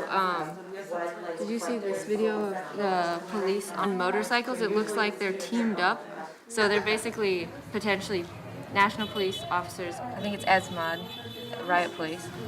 He's got this weapon, and he fires it at the man as he's walking away. As the cop is like on the motorcycle about to ride away, he just like casually fires at this guy who's walking away from him.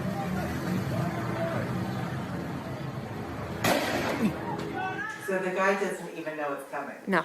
So you technically only had 75 minutes and you found all of this information. The official story is told by the police chief. People like me standing in front of a bank of microphones. And then I proceed to tell the official story. I don't believe it was an early reaction or an overreaction. And maybe the official account that I just gave becomes the enduring and official narrative. But what if it was wrong? What if it's not accurate? What if it's less than honest? And so when a teenager turns on the camera of her cell phone and records, viewers are left to draw their own conclusions. Cameras versus less lethal weapons. The duel takes place at each demonstration. In France in November 2020, a bill was proposed aiming to ban any broadcasting of images of the police during demonstrations. This would make France one of the only countries in the world where filming the police was illegal. Every human rights organization, every group of professional journalists are present here today to make sure that this law doesn't get passed. The mobile phone is the weapon of the unarmed. The reality of this bill is exactly that. In other words, it's saying that in the war of images, one side is going to prevent their opponent from being armed. So all of a sudden, it could mean a year's prison sentence for having filmed someone. This is intimidating. I mean, the threat is real. Listen to the lawmakers. They say the police have lost the war of images. They have to win it back. When the Yellow Vests came along, the police took several months to realize that things had completely changed direction. And people were no longer waiting for the evening news to find out what was happening. In May 2021, the Constitutional Council concluded that the bill criminalizing the publication of images of police officers was illegal. It was still free to film in France. Across the world, thousands of amateur videos and photos have not only helped to record the victims, they've also helped to investigate one of the least transparent markets on the planet: the sale of less lethal weapons. There's widespread evidence of this from shell casings that were retrieved from there. People picking up shells, taking photographs of it, and posting it online. In Lebanon, French security companies have been exposed. SAPL for rubber bullets, Alcetex for tear gas. In Chile, cartridge cases with a European company logo. In Chile, some of them bore the imprint of an Italian company named Fiocchi. It's unclear whether they were the manufacturer or merely the supplier of them, but they appear not to have come from within Chile. There's one place where we're likely to meet the manufacturers of these weapons: at police arms fairs. One of the best known is the Millipol. The security business is worth 70 billion euros worldwide.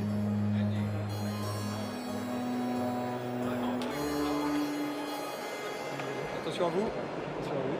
Voilà.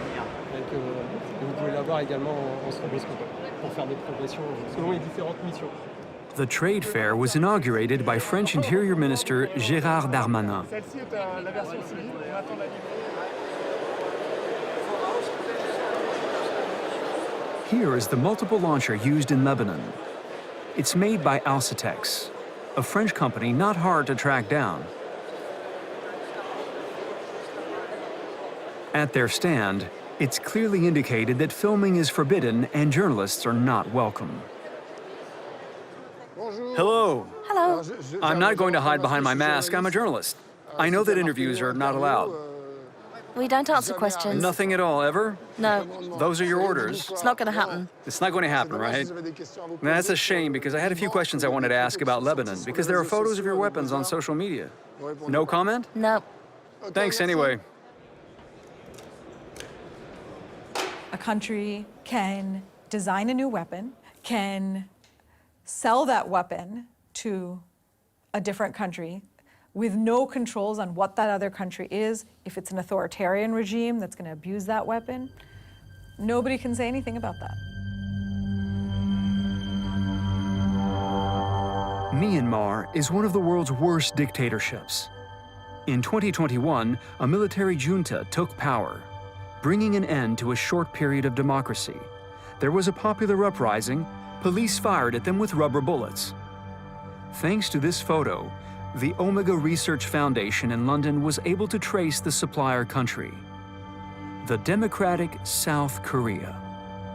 There is no international regulation on any of it, on their use, on the manufacture, on the design, or even on the testing of those weapons. SAPL sells ammunition called gum kun, or rubber hits. The name is pretty explicit and caused much damage in Lebanon. Hello, I wanted to ask you if you sell ammunition to the Lebanese police. The Lebanese have many suppliers. Okay. Particularly from Turkey. I know exactly what issue you want to talk about, but in my position, I'm not going to answer any questions on those matters. Sorry. Okay. Very sorry. Okay. But are the photos that can be seen on social media verifiable or not, or are they fake? Same answer as before. No comment. I cannot confirm or affirm anything. Neither yes or no. I've nothing whatsoever to say on the matter.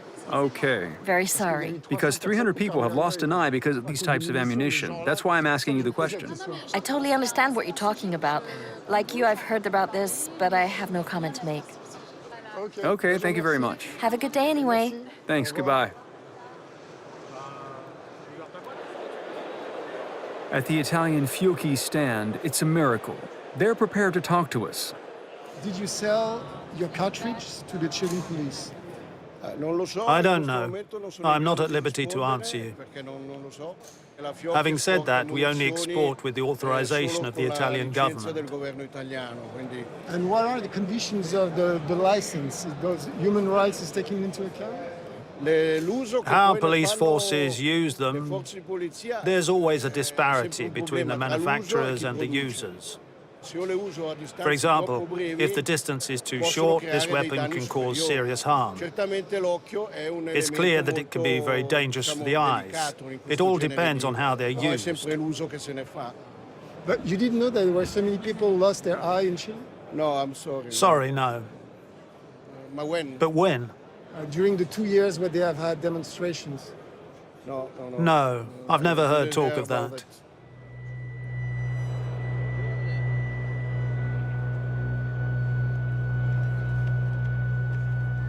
This man strolling around the trade fair is a manufacturer of the French LBD. But this year, he can't afford a stand. Gail Guillaume, I'm a former gendarme. I'm now head of the Red Corps Research Department. We're working on the future of neutralizing weapons.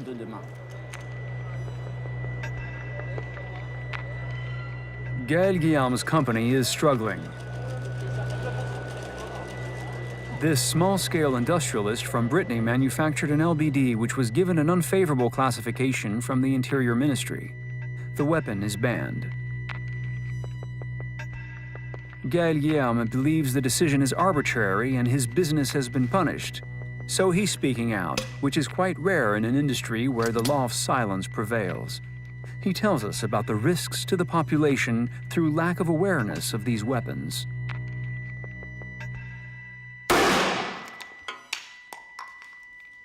The reason I'm speaking out is because we developed an LBD, which the Interior Ministry didn't like. It was banned from the marketplace and classified as a weapon of war.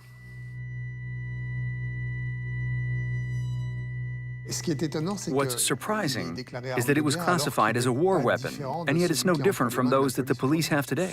It's a carbon copy, in fact. It's a .44 caliber. The Ministry of the Interior uses a .40 caliber. So the difference in ammunition is just 4 millimeters. And is yours more powerful? It's the same.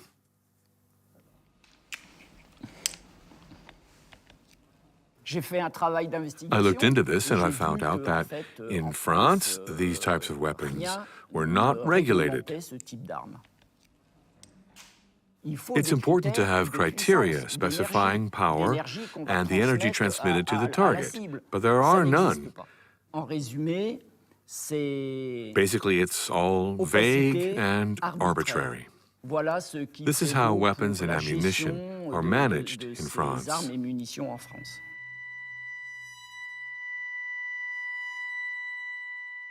So tell me, how would you go about licensing law enforcement weapons? You have to start at the beginning. Proper specifications, not drawn up by the Interior Ministry, but by a medical commission. Forensic doctors, trauma specialists, and then make it clear what is acceptable and what is not acceptable. There should be a national debate. It's all about public health and safety. Can police chiefs properly authorize weapons if they don't even know how powerful they are? In April 2020, the police prefect was called in front of French senators to answer technical questions. Nous accueillons Monsieur Didier Lallemand, préfet de police. Monsieur le préfet, je m'interrogeais effectivement sur la force des balles de ces armes. Good question. Au regard de la gravité des blessures infligées par les LBD et les mutilations qui seront permanentes, une personne technicienne m'indiquait que si effectivement on réduisait la dureté des balles, les blessures seraient bien moindres et donc le risque de mutiler des gens à vie aussi. Peut-on trouver des balles plus molles, quoi, des choses comme ça? Ça, j'avoue que vous me posez une question à laquelle je ne sais pas répondre. Peut-être y a-t-il des progrès à faire, mais j'avoue que je suis bien en peine de vous répondre. Alors, il y a malheureusement beaucoup trop d'accidents, mais qui sont liés d'ailleurs, si je ne me trompe pas, ce sont des armes qui projettent la balle en sortie de canon à 10 mètres par seconde, c'est ça? Voilà, donc ça va pas vite. I'm sorry, how fast? Si je ne me trompe pas, ce sont des armes qui projettent la balle en sortie de canon à 10 mètres par seconde, c'est ça? Voilà, donc ça va pas vite. 10 meters a second is 100 meters in 10 seconds. So Usain Bolt runs faster than an LBD bullet. Et très souvent, la difficulté, elle tient au fait que c'est justement l'absence de rapidité qui provoque le mouvement éventuellement. Donc, vous voyez, la solution n'est pas forcément dans la diminution de la capacité de projection de l'arme non létale. Voilà, c'est tout ce que je me permets de dire. J'avoue que je ne sais pas. There you go. He said it himself. He doesn't know what he's talking about from a technical point of view. If it's 10 meters a second on leaving the barrel, the bullet will just plop. No, it's more like 60 to 80 meters a second. And what's worse, he apparently had an advisor sitting next to him who knew nothing either. Bien, Monsieur le Préfet, je vous remercie beaucoup de votre collaboration à la bonne information de notre commission. On July 20th, 2022, Prefect Lallemand was relieved of his functions. Before leaving office, he donated his police cap to the police museum.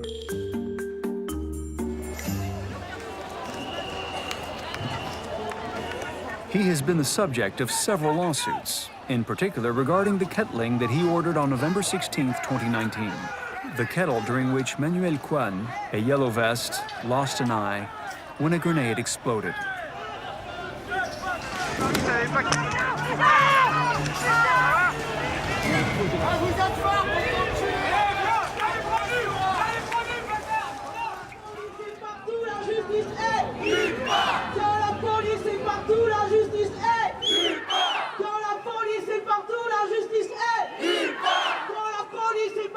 On Sunday, April 3, 2022, a group of people maimed by non-lethal weapons organized a demonstration in Paris.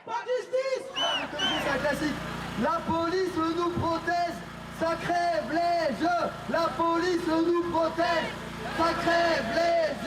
La police nous protège, la police nous protège!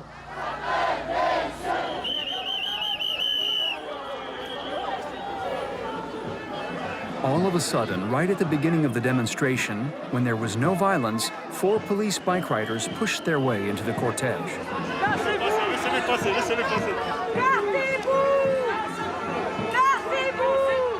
Fear spread among the injury victim protesters. On est là pour marcher dignement.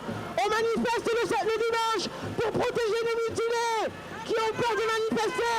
Ils sont cons, quoi! Moi, j'ai perdu toute ma vie en une seconde. Ils veulent quoi, qu'on se refasse mutiler encore une deuxième fois?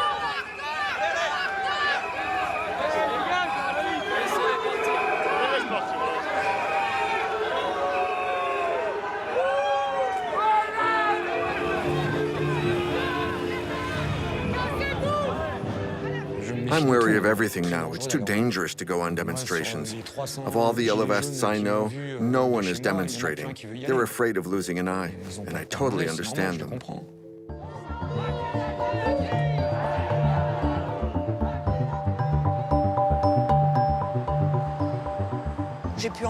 I've got no stomach for the fight. For me, the fighting's over, I think.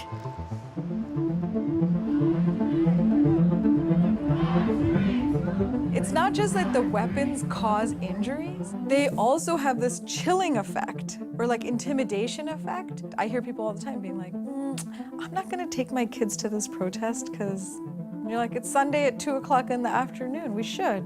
Like, we all have that right to go out and tell the government what we want. It's traumatizing. It's traumatizing what it is, right? I've lost trust. I've lost, you know? But I would go again. I would definitely go to another peaceful demonstration. I would go to another peaceful protest.